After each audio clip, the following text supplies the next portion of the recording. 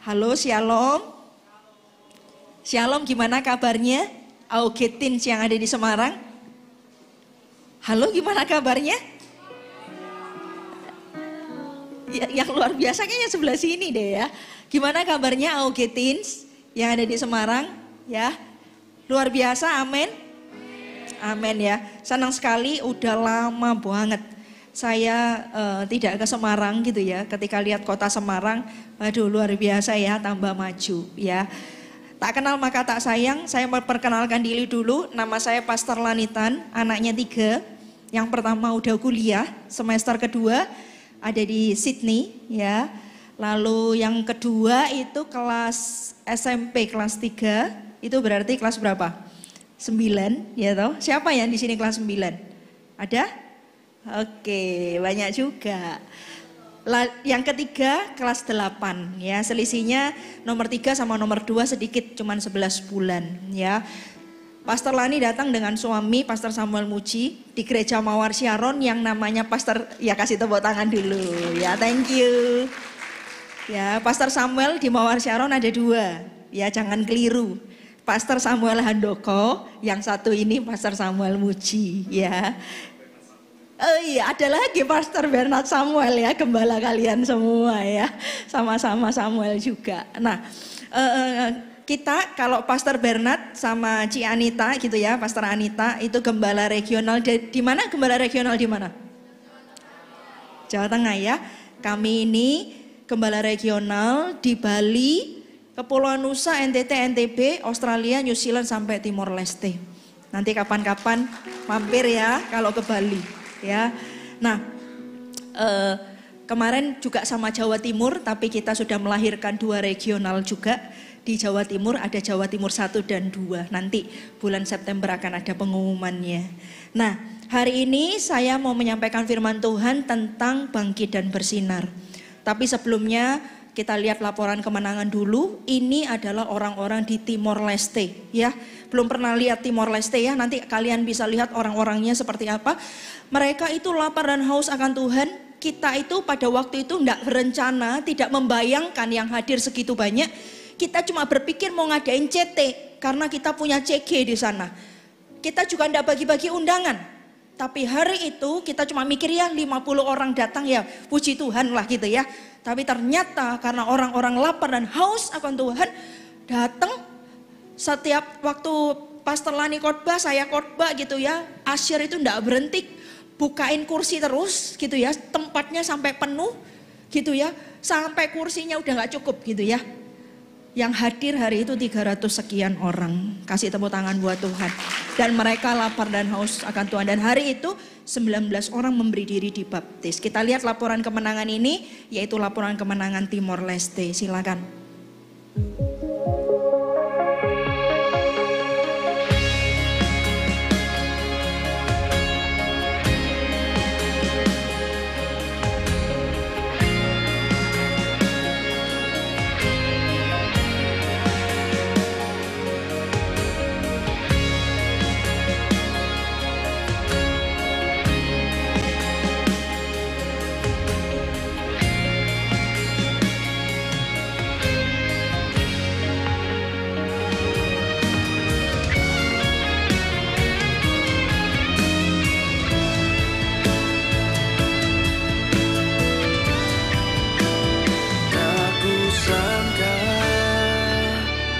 Sejak dulu kau menunggu hidupku di altar. Bapak Ibu Saudara, kalau hari ini engkau berkata kepada Yesus, berikan aku air itu Tuhan. Engkau dengan hati yang putus asa, engkau tahu cuma Yesus jawaban satu-satunya. Cuma Yesus yang bisa menyembuhkanmu mungkin. Cuma Yesus yang bisa membebaskanmu. Maka dia akan memberikan air itu. Minta. Minta. Minta. Tuhan, aku minta air itu. Yang suruh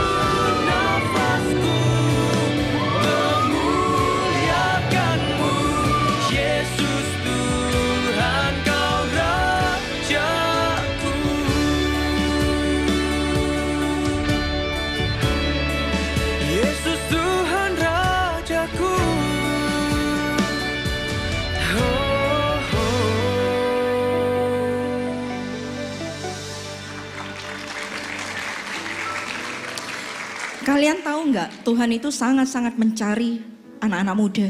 Tuhan tuh sangat-sangat tertarik dengan anak-anak muda. Hari ini Pastor Lani sudah nggak muda lagi, tapi hashtagnya menolak tua sih gitu ya. Tapi umur 18 tahun saya mengenal Tuhan sungguh-sungguh, umur 21 tahun saya sudah menjadi hamba Tuhan.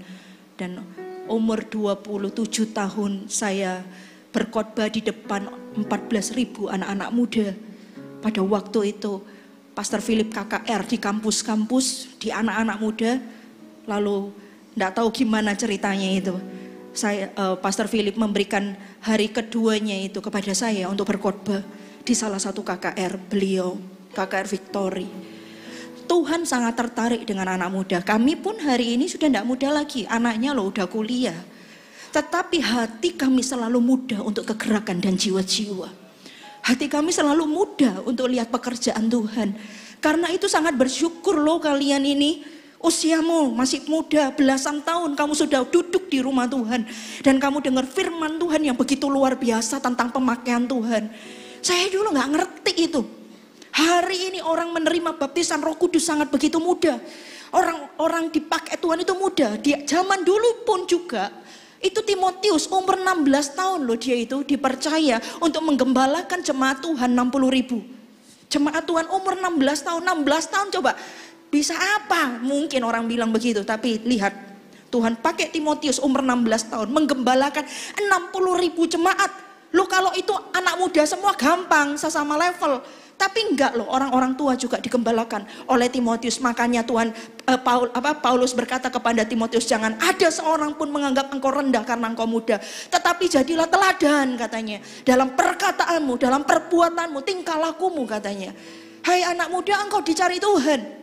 Hidupmu ini Tuhan tahu dan Tuhan mau pakai engkau, tapi dengar saya juga. Iblis pun juga mengincar hidupmu. Kenapa? Karena iblis juga tahu bahwa di dalam hidupmu ada potensi ilahi. Ketika engkau mulai dicelikkan, ketika engkau mulai terbuka, tiba-tiba engkau terbuka, engkau bisa lihat rencana Tuhan yang besar dalam kehidupanmu. Engkau menjadi ancaman buat kerajaan neraka.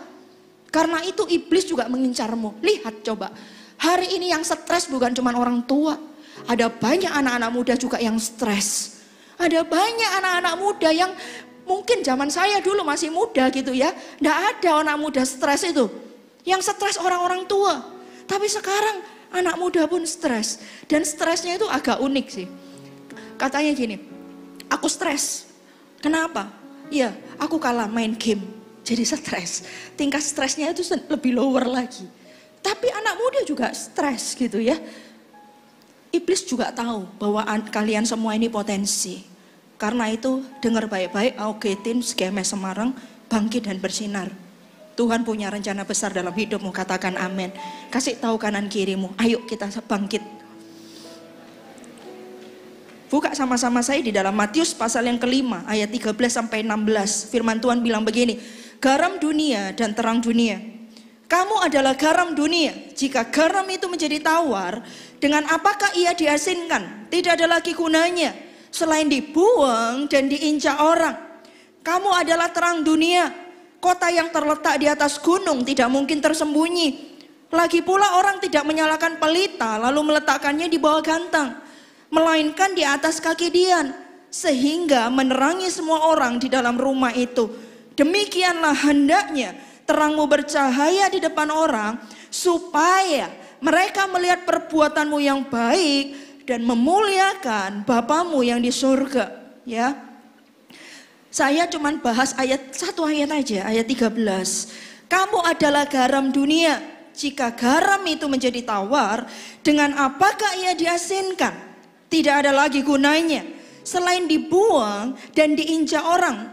Lompat ayat 16. Demikianlah hendaknya terangmu bercahaya di depan orang, supaya mereka melihat perbuatanmu yang baik dan memuliakan Bapamu yang di sorga. Kata perbuatan yang baik itu menurut tafsiran itu adalah pekerjaan yang baik. Jadi Tuhan mau suatu ketika engkau sukses juga dalam pekerjaan gitu ya. Sehingga hidupmu itu mempermuliakan nama Tuhan. Dikatakan gini, memuliakan Bapamu yang di sorga. Kita lihat ayat 13, kamu adalah garam dunia. Tuhan itu menetapkan setiap kita menjadi garam dunia. Dengan kata lain, bukan, maaf ya, garam di kota saja, atau garam di desa, atau garam di kampung, bukan loh. Atau garam di perumahan, bukan. Garam dunia. Pergi, jadikanlah semua bangsa muridku. Baptislah mereka dalam nama Bapa, Putra, Roh Kudus. Dan ketahuilah aku menyertaimu sampai kepada akhir zaman. Jadilah saksiku di Yerusalem, Yudea, Samaria, sampai kepada ujung bumi. Saudara, Tuhan itu memanggil kita, itu bukan sesuatu yang kecil. Katakan amin. Tuhan punya panggilan dalam hidup kita, bukan sesuatu yang kecil. Halo, katakan amin. Tuhan memanggil hidup kita untuk sesuatu yang besar. Katakan amin. Karena itu Tuhan berkata, kamu itu garam dunia. Kamu itu garam dunia. Tuhan tidak pernah memanggil hidup kita ini kecil. Tuhan memanggil hidup kita ini menjadi besar. Menjadi dunia. Dunia itu besar, saudara. Dunia itu besar. Dunia itu bukan sesuatu yang kecil. Semarang aja, kota Semarang ini besar. Dan Tuhan memanggil kita bukan hanya untuk kota Semarang, tapi sampai kepada dunia. Berarti Tuhan punya panggilan dalam hidup kita itu untuk menjadi besar. Sepakat dengan saya, katakan amin. Sepakat dengan saya, katakan amin. Ya, itu panggilan Tuhan buat hidup kita.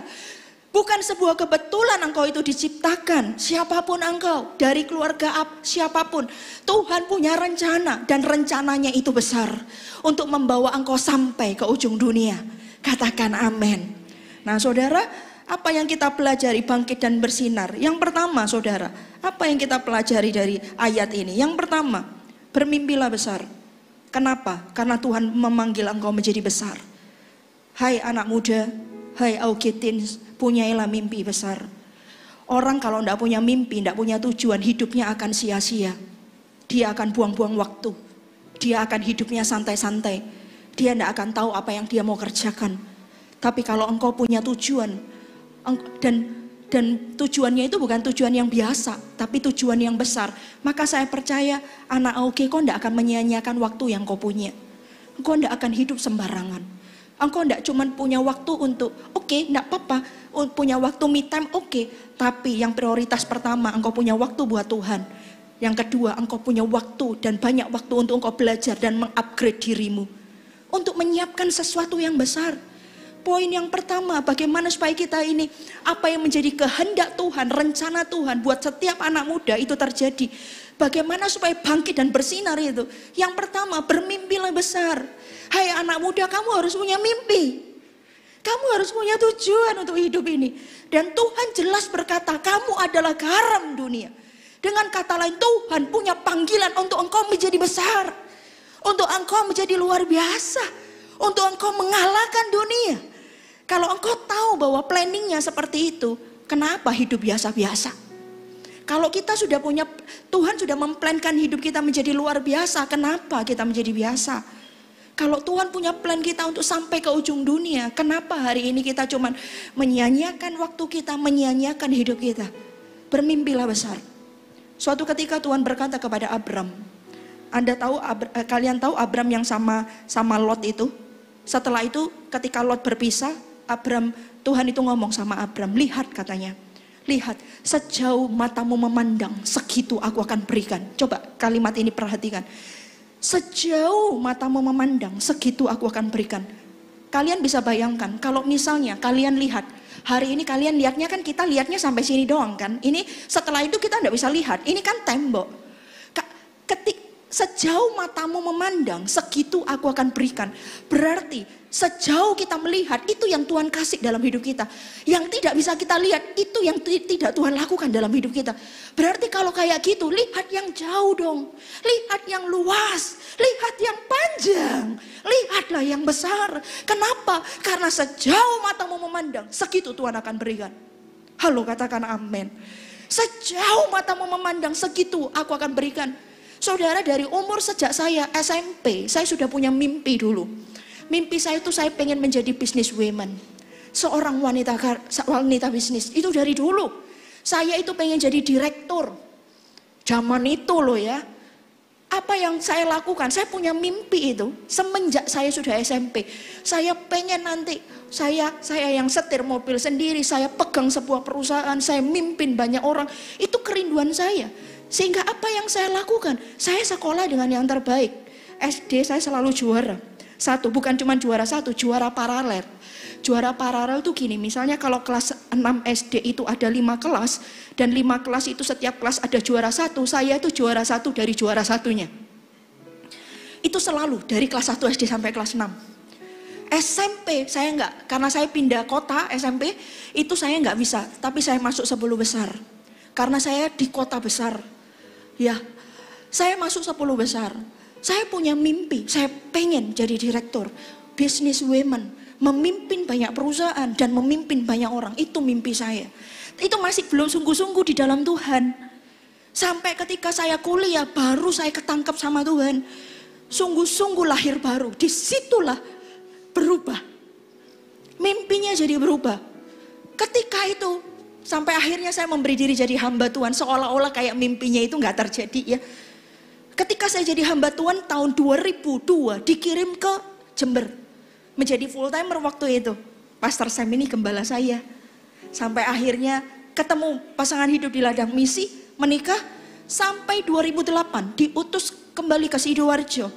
Dijadikan gembala regional. Waktu itu pegangnya gereja masih 2, yaitu Sidoarjo dan Jember. Ketika itu tambah tahun dipercaya lebih.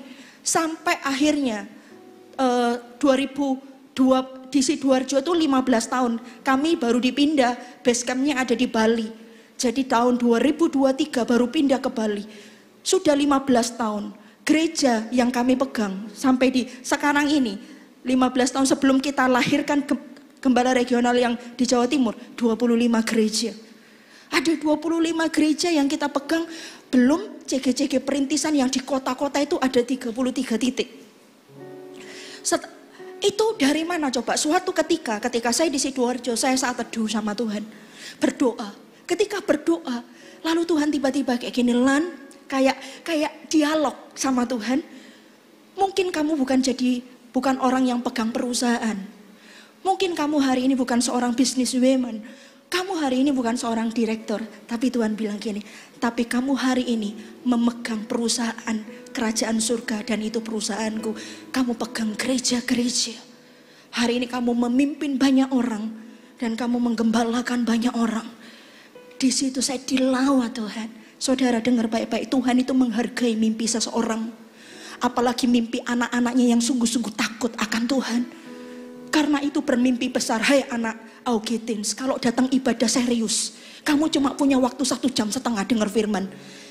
Datanglah dengan serius, sungguh-sungguhlah. Karena apa yang kau lakukan hari ini tak akan pernah sia-sia. Apa yang kau tabur di masa mudamu, engkau akan menuainya. Halo, katakan amin. Percaya itu saudara, engkau akan menuainya. Sungguh apa yang kau lakukan di masa mudamu, kamu akan menuainya. Sungguh-sungguhlah. Kamu punya waktu 1,5 jam setiap hari Sabtu, 1,5 jam dengar firman Tuhan.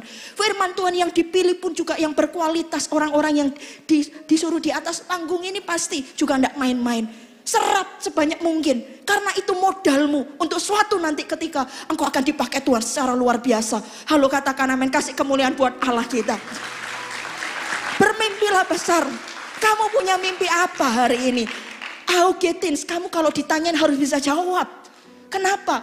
Karena kalau engkau bisa jawab, engkau berarti tahu tujuan hidupmu ini untuk apa. Engkau tidak akan main-main dengan masa mudamu. Kenapa? Karena engkau tahu kemana engkau akan pergi. Kalau saya tahu saya mau pergi kemana, misalnya dari Surabaya ke Semarang, lalu saya punya batas waktu limited gitu ya, ada batasnya, maka saya tidak akan mampir sana sini. Saya akan langsung direct. Naik mobil langsung direct dari Sidoarjo atau dari Surabaya langsung ke Semarang. Kenapa? Karena saya punya batas waktu. Dengar saya baik-baik. Ada hal dalam hidup ini yang tidak bisa ditukar dan tidak bisa diputar balik. Itu adalah waktu. Usia itu nggak bisa diputar balik. Karena itu manfaatkanlah dengan baik sebaik-baiknya. Halo, katakan amin. Manfaatkanlah sebaik-baiknya. Bermimpilah besar. Augitins, apa mimpimu? Saya pernah suatu ketika, mimpinya dipakai Tuhan. jadi pengusaha. Amin, terjadi sesuai dengan kehendak dan kerinduan. Saya pernah punya mimpi suatu ketika. Waktu saya di Sidoarjo, ketika itu saya cuma santai duduk, saya melakukan aktivitas waktu itu di rumah. Tiba-tiba saya dapat mimpi bahwa saya berkhotbah di depan banyak orang, ribuan orang. Tapi saya pikir ini cuma mimpi-mimpian gitu ya, kayak melihat gitu. Tapi tidak berapa lama kemudian, yaitu dipercaya sama Pastor Philip berkhotbah di KKR Victory pada waktu itu lapangan terbuka. Tadi saya sudah minta, ada enggak laporan KKR Victory, belum dikirim sama tim. Saya punya laporan kemenangan, bisa lihat di YouTube, KKR Victory, PS Lanitan gitu. Bisa lihat di YouTube, masih muda sekali saudara. Tapi saya waktu itu pernah melihatnya. Karena itu Tuhan tuh sangat menghargai, sejauh matamu memandang, segitu Tuhan akan beri. Halo, katakan amin. Anak muda, bermimpilah. Mimpi itu gratis. Bermimpilah yang besar, bermimpilah yang jauh. Katakan amin. Yang kedua saudara, bagaimana menjadi bangkit dan bersinar. Yang kedua saudara dikatakan begini, kamu adalah garam dunia. Kamu adalah garam dunia. Yang kedua, anak muda, engkau harus tahu identitasmu. Kamu ini siapa? Kalau engkau tahu identitasmu itu siapa, kamu akan berlaku demikian. Halo, katakan amin. Saya guru misalnya, maka saya akan berfungsi seperti guru. Tidak mungkin saya ini seorang pilot, saya bilang saya ini guru. Saya guru, maka saya akan mengajar. Saya akan datang ke kelas, saya punya murid. Kalau saya pilot, maka saya akan mengendarai pesawat gitu. Kalau engkau tahu identitasmu, maka kamu akan berlaku seperti itu. Kamu siapa? Aku seorang pelajar, maka engkau akan belajar. Aku seorang AUG, aku seorang CGL, maka kamu akan menggembalakan CG-mu. Mungkin 7-8 orang itu. Aku adalah seorang coach, maka kamu akan menggembalakan CGL-CGL yang ada. Engkau harus tahu identitasmu, kamu adalah garam katanya. Dengan kata lain apa? Hidupmu ini harus ada dampaknya. Kamu adalah garam dunia. Kalau engkau tahu dan sadar siapa identitasmu, maka kamu akan berlaku demikian. Kamu itu anak Allah. Kamu itu ahli waris kerajaan surga. Kamu itu umat lebih dari pemenang. Karena itu kalau punya masalah jangan down. Kalau punya masalah jangan, ya sudah aku tidak mau pelayanan lagi, jangan. Maju terus. Kenapa? Karena kamu umat lebih dari pemenang. Kamu tahu identitasmu. Suatu ketika waktu masih SD, anak saya nomor 2, Kenneth Owen Sam namanya. Nilainya itu waktu itu agak turun gitu ya. Jadi nilainya itu jelek gitu. Beberapa kali itu nilainya jelek terus. Mamanya juga ikut pusing gitu. Aduh, kok nilainya jelek terus. Ya mak, kok sudah belajar tapi kok nilainya masih jelek terus. Ayo kok belajar lebih keras kok. Ayo kok lebih rajin lagi gitu ya. Sampai suatu ketika tiba-tiba kayak Tuhan tuh sadarkan saya. Malam-malam itu biasa kan kalau malam itu kita ke kamar anak-anak. Malam itu saya ke kamarnya si Owen ini, Kenneth Owen ini. Ketika saya ke kamar anak saya, Kenneth Owen nomor 2 ini. Lalu kan masih kecil, masih SD, jadi segini. Lalu saya itu berlutut gitu loh. Supaya mata ketemu mata sama dia, karena kan dia masih kecil. Lalu saya bilang gini, Owen, kamu tahu enggak namamu ini siapa? Loh, Kenneth Owen Sam mah, dia bilang gitu. Loh iya bener, kamu tahu enggak artinya apa? Saya tuh sering ngomong sama Owen ini, Owen, namamu nih Kenneth Owen Sam, pahlawan yang gagah perkasa. Saya bilang, harusnya Kenneth Owen Sam itu pada waktu masih kecil itu dia itu sudah meninggal. Karena pada waktu sakit itu dia berhenti nafas. Tapi ketika kami berdoa, Tuhan berikan mujizat. Dia tiba-tiba sadar dan bangun. Ketika saya serahkan dia kepada Tuhan. Tuhan, kalau Tuhan kasih kesempatan untuk boleh pelihara Owen lagi, biar dia hidup kembali. Tapi kalau enggak, biar kehendak Tuhan yang jadi. Lalu dia tiba-tiba bangun. Nah, saya selalu ceritakan itu semenjak kecil. Kamu ini mujizat dari Tuhan, kamu bisa hidup, kamu bisa nafas. Lalu saya bilang, Owen, namamu siapa? Kenneth Owen Sam. Apa artinya? Pahlawan yang gagah perkasa. Owen, Kamu adalah pahlawan yang gagah perkasa. Mama percaya, mama tahu kamu pasti bisa. Nanti semua pelajaranmu kamu pasti bisa. Tahu apa yang terjadi? Beberapa hari setelah itu pulang, saya juga pulang kantor. Si Owen pulang dari sekolah. Sekolahnya jauh di Surabaya. Rumahnya di Sidoarjo. Pulang-pulang itu dia di mobil buka kaca. Dia bawa kertasnya gitu. Ma, masih SD ini. Ma, Koko dapat 100 katanya. Koko dapat 100 ma. Lalu setelah itu saya turun. Saya tanya, pelajaran apa kok? Pelajaran PI. PI ya gampang ya, 100 ya. PI tahu ya, olahraga. Tapi tahu enggak? Apa namanya? Hari itu Pastor Sam bilang, walah olahraga mah gampang gitu ya. Tapi Pastor Sam ditegur sama Tuhan. Menurutmu itu gampang. Tapi bagi Kenneth Owen Sam itu sebuah perjuangan. Dan itu sebuah hasil yang patut dibanggakan. Kok luar biasa kok. Semenjak hari itu nilainya naik terus. Saudara, kenapa kok bisa kayak gitu? Karena ya itu saya bilang, kamu itu pahlawan yang gagah perkasa. Mama percaya kamu pasti bisa mengatasi segala sesuatunya. Kalau kita tahu identitas kita, maka kita akan berlaku demikian. Kalau engkau tahu engkau adalah anak Allah, engkau adalah ahli waris kerajaan surga, engkau tidak akan hidup sembarangan. Engkau tidak akan malu-maluin nama Tuhan. Engkau akan sungguh-sungguh belajar. Engkau tidak akan jadi orang yang juara 1 tapi dari bawah. Enggak. Tapi engkau akan menjadi orang yang menghargai bahwa kamu bisa sekolah itu loh, kamu menghargai. Dengan cara apa? Kamu belajar sungguh-sungguh. Kamu upgrade dirimu, latihan musik lah, les ini dan segala macam. Kalau masih orang tua bisa memfasilitasi itu, bersyukur. Manfaatkan sebaik mungkin. Pakai itu sebaik mungkin. Kenapa? Karena Tuhan sedang mempersiapkan kamu. Nanti di depan itu ada sesuatu yang besar yang Tuhan mau kerjakan lewat hidupmu. Halo, katakan amin. Karena itu hari ini manfaatkan yang baik. Manfaatkan. Kalau bisa les Inggris, les Mandarin. Jangan males-malesan. Ayo, kamu anak Allah. Kamu ini mau dipakai Tuhan sampai kepada bangsa-bangsa. Sampai kepada ujung bumi nanti. Tuhan punya rencana besar. Karena itu, engkau harus tahu aku anak Tuhan. Aku tidak boleh malu-maluin Tuhan. Halo, katakan amin. Yang ketiga, saudara. Apa yang kita pelajari dari Bangkit dan Bersinar? Oke, sampai di sini kalian semua paham enggak yang Pastor Lani sampaikan? Yang paham bisa lambaikan tangannya. Paham ya? Yang ketiga. Apa yang kita pelajari? Yang ketiga, dikatakan begini. Tidak ada, jika garam itu menjadi tawar, dengan apakah ia diasinkan? Garam rasanya, halo, garam rasanya asin. Jadi kalau tawar, dengan apa ia diasinkan? Tidak ada lagi gunanya. Selain apa, saudaraku? Selain apa? Dibuang dan diinjak orang. Yang ketiga dikatakan begini, kita harus punya value atau kita harus punya nilai. Supaya apa? Supaya kita tidak dibuang dan diinjak orang. Halo, siapa yang mau dibuang dan diinjak orang? Bisa angkat tangannya. Ada yang mau? Enggak toh? Karena itu kamu harus punya value dalam hidupmu. Karena kalau garam itu jadi tawar, tidak ada lagi gunanya kecuali kamu dibuang dan diinjak orang. Anak muda harus punya value, harus punya nilai. Aku jaga kekudusan, aku jaga hidup. Wah, meskipun engkau, Allah kamu tuh loh terlalu radikal, kamu Allah kamu ndak asik kamu, it's okay. Dia ndak tahu apa yang dia katakan.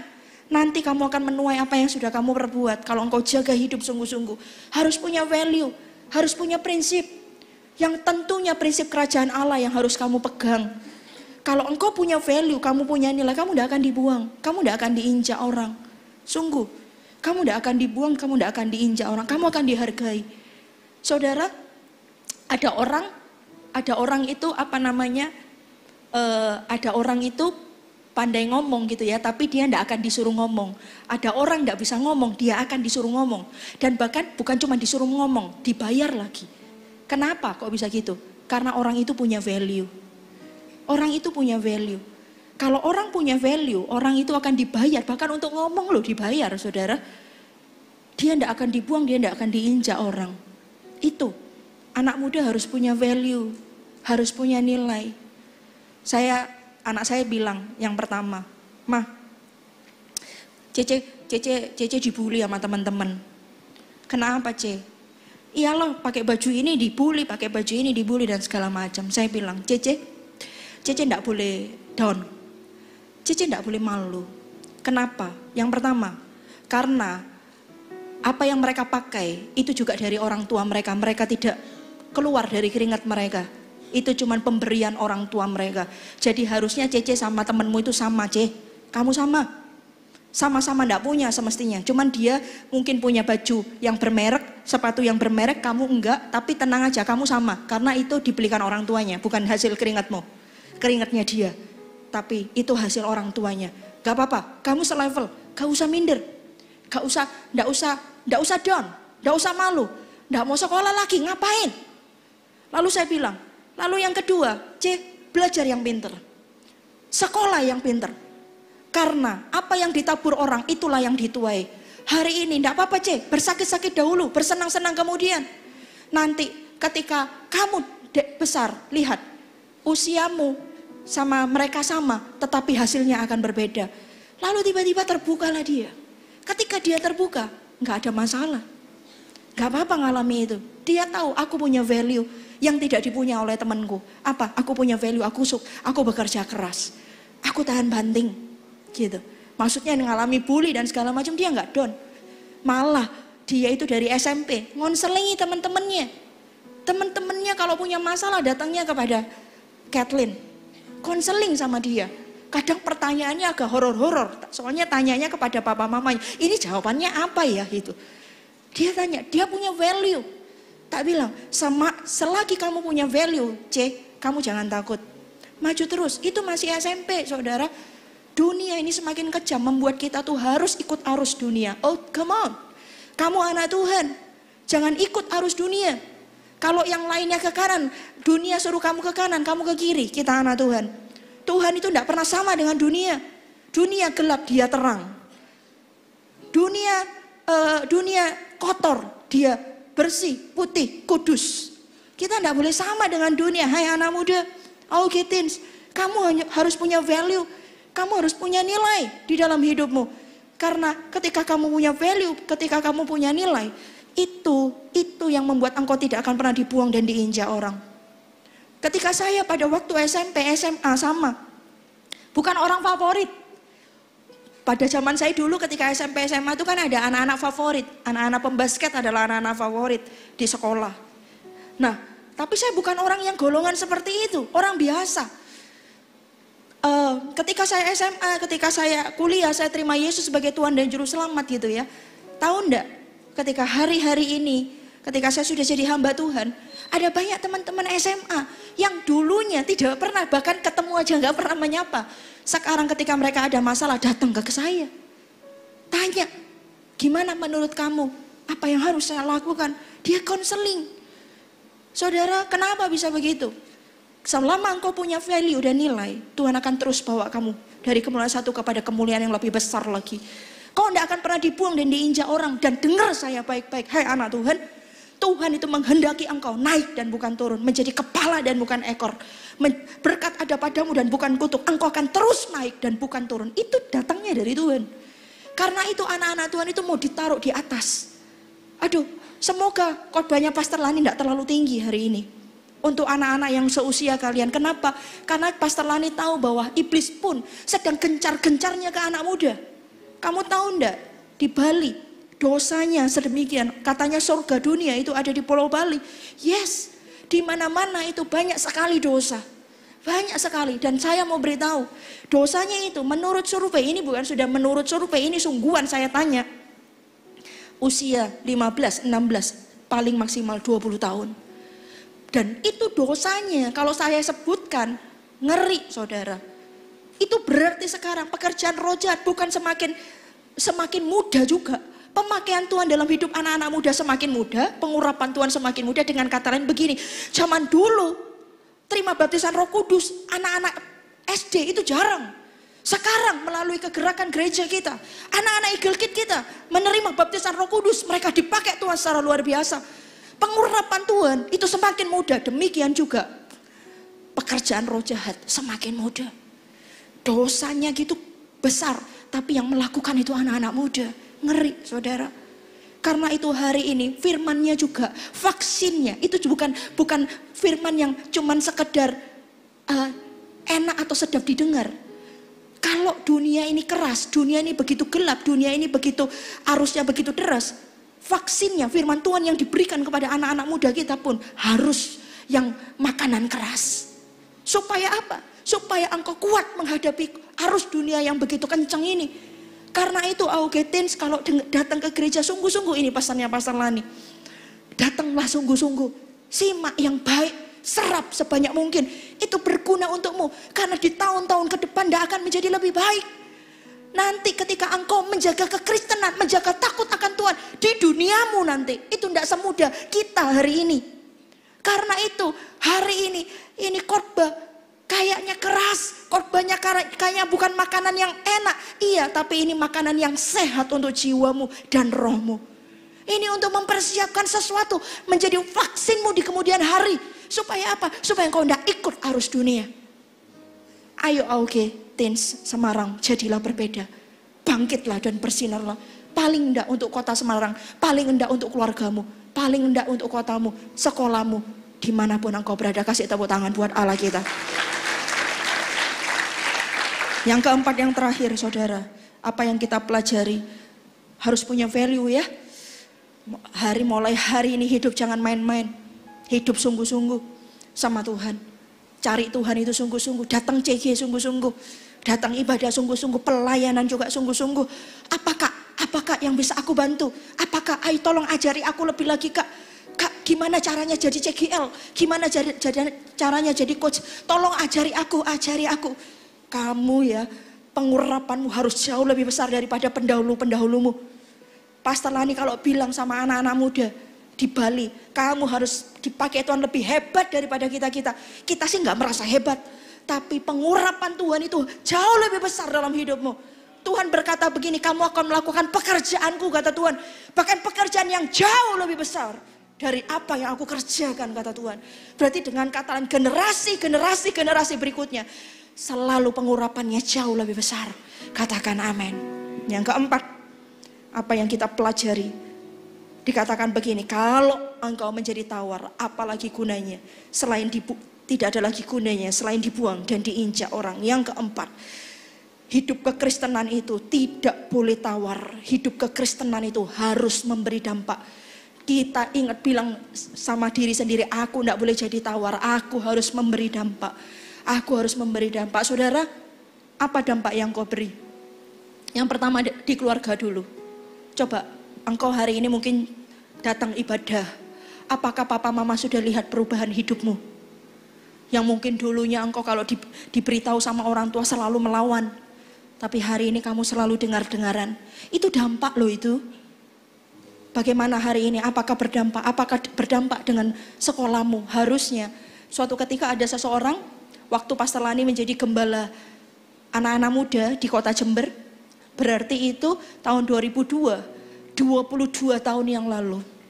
Ada seorang laki-laki, dia SMA, dia itu datang kepada Pastor Lani. Bilang gini, Pak, manggil Cek Lani ya, Cek, ya apa caranya Cek, aku ini pelajaran tuh aku ndak bisa. Aku denger no itu loh, gak bisa katanya. Bisa nih bahasa Jawa Timuran, paham gak? Do you understand what I say? Yes. Yang understand bisa angkat tangan. Oke, gak semua ternyata ya, pakai bahasa Indonesia yang baik, yang benar aja. Cek, aku ini gimana caranya supaya kalau dengerin guru ngomong itu ya, aku ini bisa paham. Aku gak bisa. Nilainya itu 34 loh, 30-40 loh. Gak bisa dapat bagus. Gimana ya Cek? Saya ya bingung juga. Ya belajar. Loh ya aku harus belajar, tapi gak bisa. Suatu ketika tiba-tiba gak tahu berapa lama kemudian dia datang lagi. Tahu enggak apa yang terjadi? Dia tunjukin nilainya. Enggak tahu ya, tapi Tuhan itu bisa bekerja loh. Setuju dengan saya, katakan amin. Nilainya 89. Loh, saya tanya, loh kok bisa kamu jadi 89? Apa yang terjadi? Dia doa sama Tuhan. Tuhan, aku malu kalau aku dapat nilai 3 dan 4. Itu loh, lihat, dengar baik-baik. Kalau orang sudah jumpa sama Tuhan, dia itu bisa bedakan mana benar, mana salah. Dulu kok dia enggak punya malu, dapat nilai, dapat 3, dapat 4 tuh loh, dia biasa-biasa aja. Kok enggak punya malu dia? Tapi begitu dia sungguh-sungguh sama Tuhan, dia bisa mengenal kata malu. Itu anugerah loh saudara. Orang bisa membedakan tangan kanan, tangan kiri, benar, salah, hitam, putih, itu anugerah. Karena ada orang ini jelas-jelas salah, tapi orang itu gak bisa lihat itu salah. Kamu punya mata tapi kamu gak bisa lihat, kamu punya telinga tapi kamu gak bisa dengar, itu ada dalam firman Tuhan. Jadi kalau engkau masih bisa membedakan tangan kanan, tangan kiri, hitam sama putih, benar sama salah, bersyukurlah. Berarti engkau masih bisa lihat. Dan dia itu doa sama Tuhan, aku malu Tuhan, aku dapat nilai 3 dan 4. Apalagi teman-temanku ini tahu aku orang Kristen, aku anak Tuhan, aku malu. Tolong aku Tuhan, supaya nilaiku ini bisa berubah, supaya aku jadi pandai, supaya aku jadi pintar. Dan apa yang terjadi? Dia baca firman setiap hari. Dia baca, ngerti nggak ngerti, dibacain semua. Yaitu amazing. Tuhan ubah kecerdasannya. Nilainya bisa 8989. Dan dia bisa jadi juara, saudara. Kok enggak ada tepuk tangan buat Tuhan? Ini bukan cerita dongeng, ini kisah nyata. Kisah nyata Tuhan bisa mengubah orang. Dari ketika dia berubah, tentulah dampaknya akan berbeda. Ketika dia di rumahnya, papanya lihat heran. Dia udah enggak punya mama. Papa udah enggak punya mama tuh ya. Lihat heran, loh kok Isa nilaimu biasa jelek jadi bagus. Dampak buat keluarganya. Dampak buat teman-temannya. Yang pertamanya ya dia mungkin diremehkan atau segala macam. Hari itu temannya bisa tanya sama dia, kok bisa loh kamu? Aku tahu loh kamu kok bisa gini? Dia bisa ngomong gini, karena Yesus mengubah aku. Diajak sama dia waktu itu, CG itu namanya remaja melayani Allah dan sesama. Hari ini namanya CG Connect Group. Diajak temannya, dia bisa ajak temannya. Saudara lihat, kalau ada Yesus dalam hidupmu, hidupmu itu akan berubah. Hidupmu akan jadi dampak buat orang di sekitarmu. Halo, katakan amin. Ada orang Gerasa kerasukan roh jahat. 5.000 legion namanya, 5.000 roh jahat. Ketika Yesus datang membebaskan, roh jahatnya pergi. Firman Tuhan katakan dia duduk berpakaian rapi jadi waras. Orang Gerasa ini pertamanya nggak pakai baju, gila. Semua borgol yang ada di tangannya dilepaskan, teriak-teriak. Kalau Anda baca, kalau kalian baca gitu, teriak-teriak, gila dia. Tapi ketika dilepaskan oleh Yesus, dia duduk dan menjadi waras. Dan firman Tuhan katakan ketika Yesus mau pergi dari Gerasa, dia lari mendapatkan Yesus. Dan dia bilang begini, izinkan aku mengikut engkau Yesus. Tapi Yesus bilang gini, enggak, pulanglah ke rumahmu, kalian baca.